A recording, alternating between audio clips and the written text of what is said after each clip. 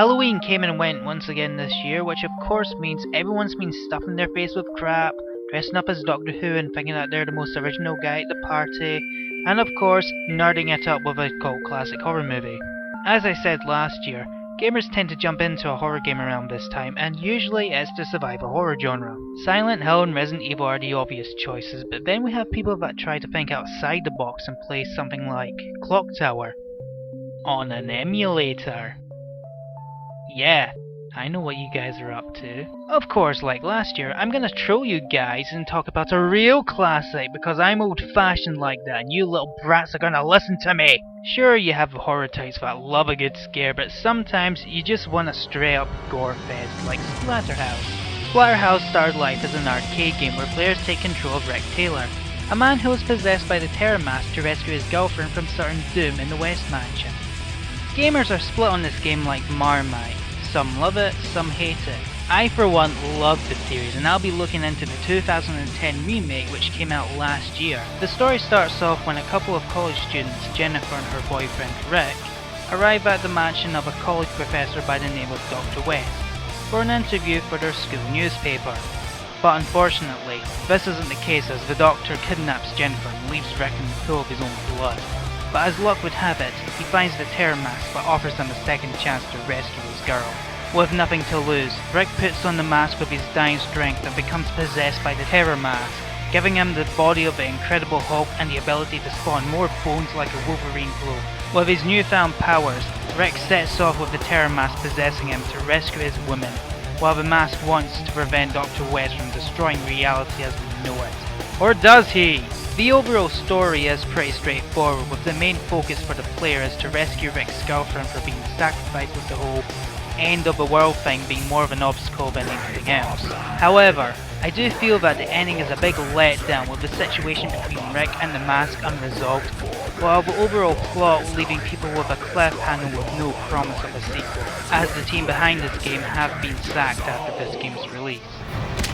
Show him why we call it Splatterhouse. In previous games, Splatterhouse was pretty much a straight up beat 'em up series and this remake is no different. The controls are pretty standard business with quick and charge attacks along with blocking and rolling. Rick also has a healing ability, the ability to spawn spikes from his body, the strength to pound the living crap out of anything that moves, and tear his enemies apart from popping their heads like a zit to yakking a shrinkter from a monster's butthole. Yeah, this game is about as gory as it can get, to the point where you have to think that someone out there is getting off on it. See, that's the kind of shit that got us an M rating. Just using your fists ain't enough though.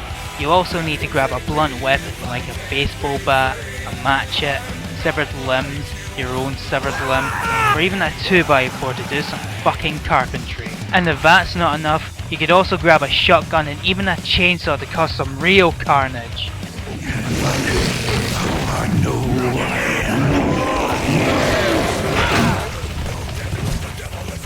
In addition to the combat, there's brief platform segments as well as some side-scrolling sessions that's a throwback to the previous games. You also have collectibles to keep an eye out for, as Jennifer left trails of torn up pics for Rick to find. Intimate pics. Gee, I wonder who they were trying to appeal to with this game. Well, you can't have a horror game without some TNA and backstory journals. Yay. Yeah, there's quick time events, but not as much, and pulling them off is pretty satisfying. However, my personal gripe is really with the learning curve that's a bit messed up.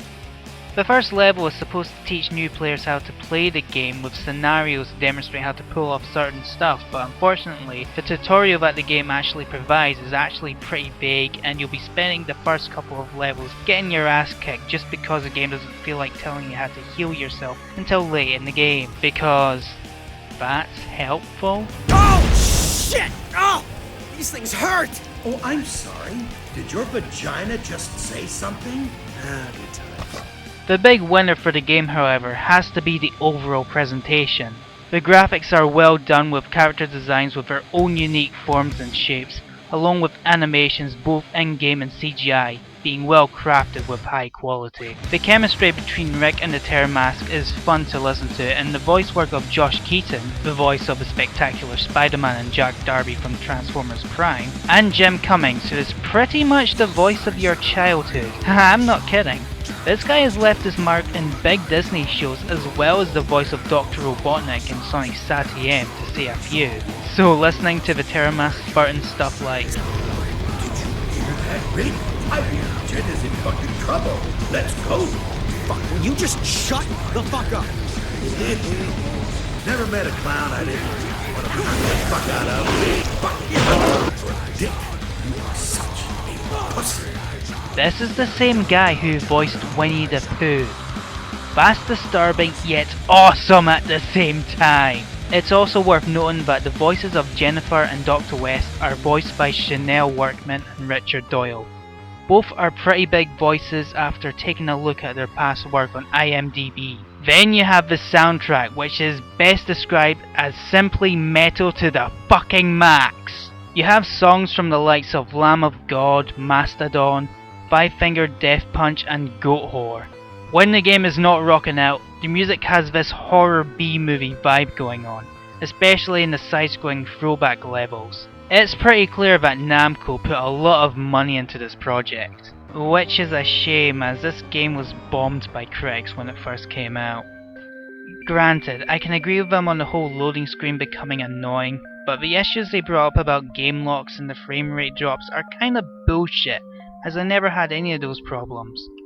Then again, I did play through Red Dead Redemption without running into any of the infamous glitches, so I guess for me, Splatterhouse was a blast to play through, and despite the faults that I pointed out such as cliffhanger story, gameplay that's a tad repetitive and messed up tutorial, I personally felt that Splatterhouse is worth checking out. Granted, I'm saying that without thinking of what the modern gamers of today would like, but I already know the kind of people that would like this game. It's a stupid gore fest with amazing voice acting and pretty satisfying gameplay, if not a tad repetitive. Sorry if I'm not thinking about what the higher thinkers would say and bitch about how this game has no place in the industry of today. The Splatterhouse series has already left its mark in history as the game that created the mature rating system. You're welcome. So yeah, if you love blood and gore with a simple story and you want to have some fun in your games, I'd say give Splatterhouse a look. You can get this game dirt cheap as of now, and you're also getting the last 3 games along with it, so 4 games in 1. This has been my mental analysis, and I'll see you next time.